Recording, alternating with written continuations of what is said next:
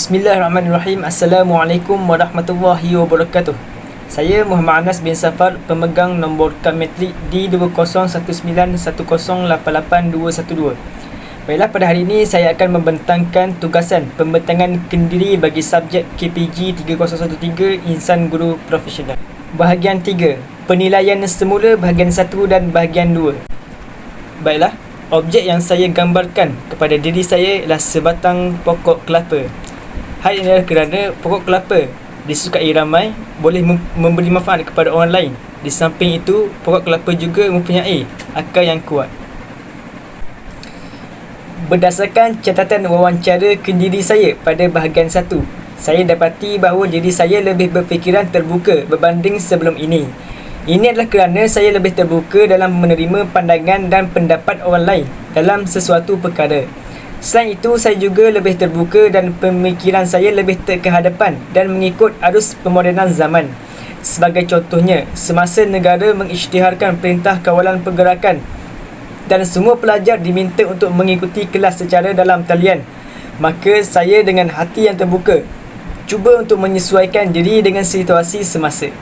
Hal ini adalah kerana saya tidak boleh bersikap mementingkan diri dan tidak mengikuti perkembangan semasa.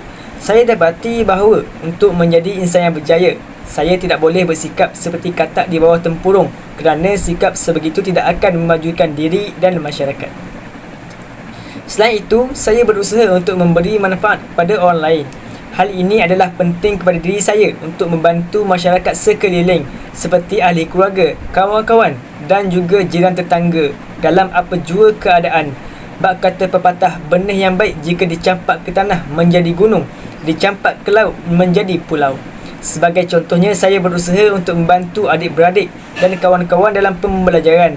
Bukan itu sahaja, saya juga lebih bersifat ringan tulang untuk membantu masyarakat sekeliling seperti melakukan aktiviti gotong royong, membersihkan kawasan kampung dan kenduri kahwin. Hal ini adalah kerana saya merasakan bahawa sebagai seorang insan yang duduk di dalam masyarakat, ini adalah menjadi tanggungjawab saya untuk saling bantu-membantu antara satu sama lain. Bab kata pepatah, berat sama dipikul, ringan sama dijinjing. Di samping itu, saya dapat mengukuhkan lagi jati diri dalam diri saya. Hal ini kerana saya dapati pembentukan jati diri yang kukuh amat penting dalam diri seseorang. Ini jelas terbukti apabila seseorang individu itu tidak mempunyai jati diri yang kukuh, mereka akan mudah terjebak dan terpengaruh dengan budaya barat seperti memperjuangkan hedonisme dalam kehidupan seharian mereka. Perkara ini adalah salah dan dilarang dalam agama Islam itu sendiri, kerana hedonisme adalah satu budaya yang memperjuangkan keseronokan yang melampaui batas. Oleh itu, dengan adanya jati diri yang kukuh di dalam diri saya, maka insya-Allah saya tidak akan terpengaruh dengan budaya yang tidak baik walau di mana saya berada. Seterusnya, saya memilih untuk menjadi diri sendiri dan bukannya insan lain. Hal ini adalah kerana saya bersyukur kepada Allah Subhanahu Wa Taala dengan kemenjadian diri saya yang sekarang. Ini adalah kerana bahagia bukan apabila kita mempunyai segalanya, tetapi bahagia itu adalah apabila kita bersyukur seadanya. Jika diri saya mempunyai kepribadian yang tidak baik, maka sayalah yang perlu berusaha untuk memperbaikinya sendiri.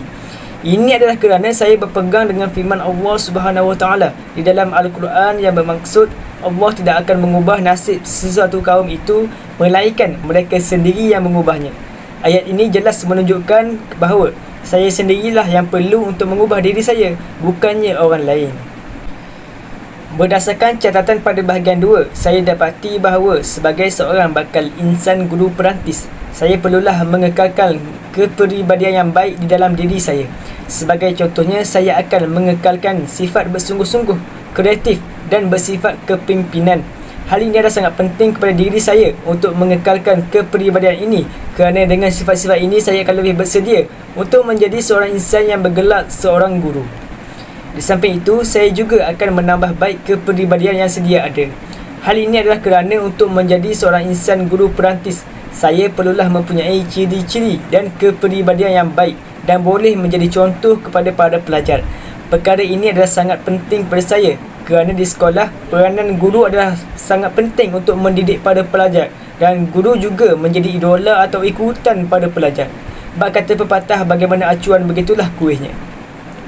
Seterusnya, saya sebagai seorang bakal insan guru perantis akan berusaha dan bertekad untuk membuang sifat peribadi negatif yang terdapat dalam diri saya.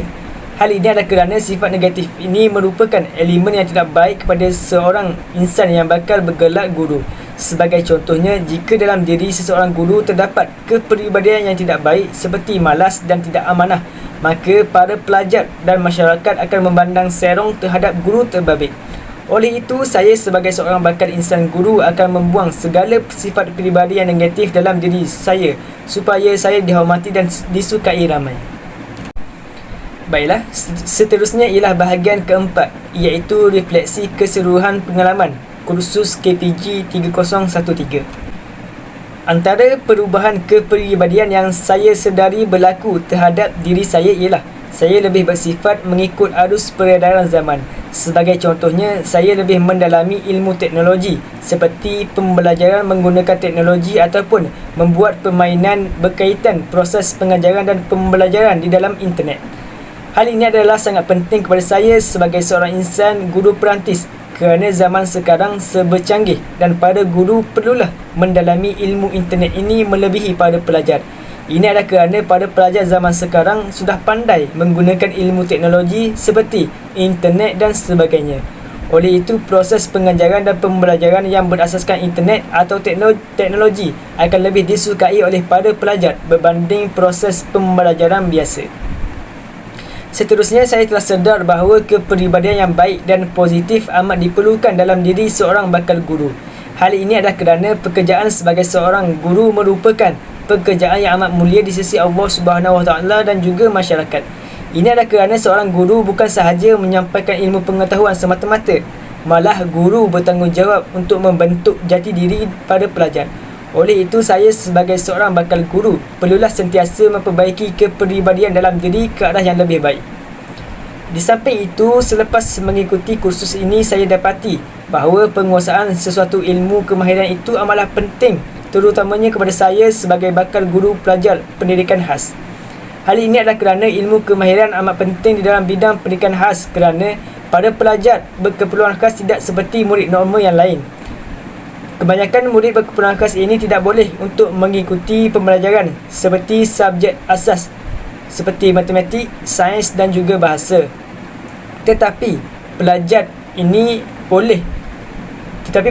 mempunyai bakat tersendiri seperti ilmu kemahiran yang boleh digelap.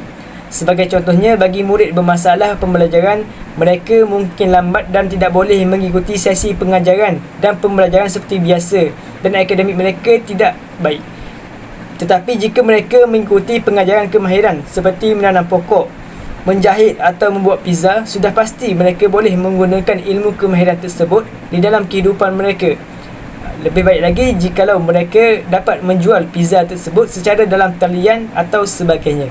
Oleh itu, sebagai seorang insan guru perantis, saya perlulah menguasai ilmu kemahiran yang banyak untuk diajar kepada para pelajar saya nanti.